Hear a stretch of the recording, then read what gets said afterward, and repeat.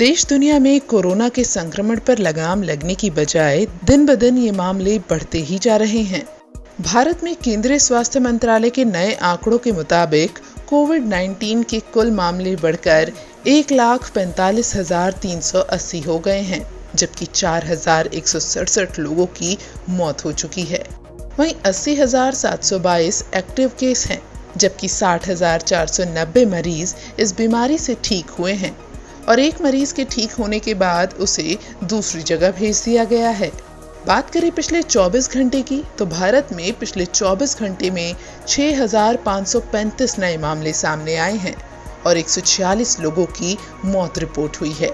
देश में कोविड-19 के प्रकोप से महाराष्ट्र 52,667 मामलों के साथ सबसे ज्यादा प्रभावित राज्य है। वहीं यहाँ पर फ्रंटलाइन वॉरियर्स के तेजी से कोरोना की चपेट में आने से चिंता और बढ़ी हुई है। महाराष्ट्र में पुलिसकर्मी लगातार कोरोना की चपेट में आ रहे हैं। पिछले 24 घंटे में 80 पुलिसकर्मी कोविड-19 पॉजिटिव पाए गए हैं, जिसके बाद अब राज्य में 1889 पुलिसकर्मी कोरोना वायरस से संक्रमित हो चुके हैं। वहीं महाराष्ट्र के बाद तमिलनाडु दूसरा राज्य है जो कोरोना वायरस से सबसे ज्यादा प्रभावित है। यहाँ मरीजों की कुल संख्या 17,082 है। वहीं तीसरे नंबर पर 14,460 मामलों के साथ गुजरात कोरोना की मार झेल रहा है। देश भर में इन्हीं बढ़ते मामलों की वजह से लॉकडाउन 4.0 लागू है, लेकिन जनजीवन को सामान्य स्थिति में लाने के लिए राज्य सरकारें अपने अपने नियमों के मुताबिक इस लॉकडाउन में लोगों को छूट भी दे रही हैं। इसी के तहत राजस्थान सरकार ने सोमवार को टैक्सियों और ऑटो रिक्शा को राज्य के रेड जोन इलाकों में संचालित करने की अनुमति देने का फैसला किया। लॉकडाउन 4.0 के नियमों में बदलाव करते हुए सरकार ने ओला और उबर सहित टैक्सियों के उपयोग की अनुमति दे दी। साथ ही सामाजिक दूरी और स्वच्छता बनाए रखने की सलाह भी दी। लॉकडाउन 4.0 में कहीं छूट दी जा रही है तो कहीं सख्ती भी बरती जा रही है। इसी के तहत दिल्ली गाजियाबाद सीमा को सील किया गया, लेकिन अब इससे थोड़ी परेशानी भी झेलनी पड़ रही है। दिल्ली गाजियाबाद सीमा सील करने के बाद यहाँ भारी ट्रैफिक जाम देखने को मिल रहा है।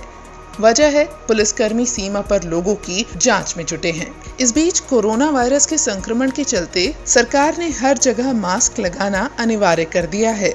ऐसे में एनपीपीए की सलाह के हस्तक्षेप के बाद देश के प्रमुख निर्माताओं और निर्यातकों ने N95 मास्क की कीमतों को 47% तक कम भी कर दिया है।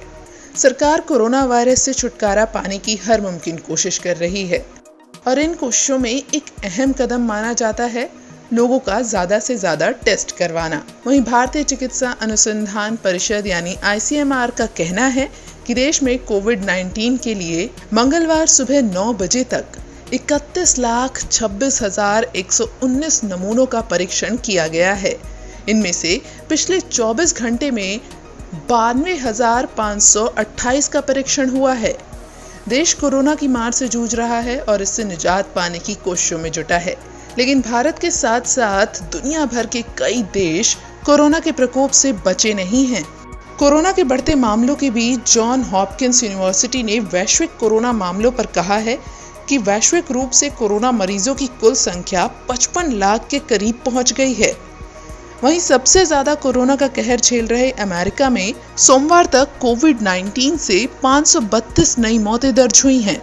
जॉन हॉपकिंस यूनिवर्सिटी के मुताबिक 16,62,375 मामलों के साथ अमेरिका में कुल 98,218 मौतें रिपोर्ट हो चुकी हैं। वहीं चीन में कोरोना वायरस के 36 नए मामले सामने आए हैं। इनमें से 29 मामले ऐसे हैं जिनमें संक्रमितों में कोविड-19 के कोई लक्षण ही नहीं हैं। National health commission of PRC के मुताबिक यहाँ ज्यादातर मामले वुहान से ही सामने आए हैं, जहाँ अभी तक 65 लाख लोगों की जांच की जा चुकी है। दुनिया भर के कई देश जानलेवा कोरोना वायरस संक्रमण का सामना कर रहा है, तो इस बीच WHO ने सभी देशों को सतर्क रहने के लिए कहा है। कोरोना की मार झेल रहे देशों को WHO ने कहा है कि अगर कोरोना वायरस संक्रमण कम हो रहा है, तब भी इमीडिएट सेकेंड पीक का सामना करना पड़ सकता है। इसलिए देश हाई अलर्ट पर रहें और खतरा रोकने के उपायों पर जल्द ही ध्यान दें। हालांकि इस अलर्ट के बीच एक राहत की उम्मीद जगाई है अमेरिका की एक बायोटेक कंपनी नोवावैक्स ने, जिसने ऑस्ट्रेलिया में इंसानों पर कोरोना वायरस वैक्सीन का ट्रायल शुरू करने की मंगलवार को घोषणा कर दी। इस दौरान मेलबर्न और ब्रिस्बेन में 131 वॉलंटियर्स पर वैक्सीन का ट्रायल होगा। इसमें वैक्सीन की सुरक्षा और प्रभावशीलता के शुरुआती संकेतों के बारे में पता लगाने की कोशिश होगी। कोरोना वायरस की वैक्सीन तलाशने की कोशिश दुनिया भर के कई देश कर रहे हैं और उम्मीद जताई जा रही है कि जल्द से जल्द इस काम में सफलता मिले।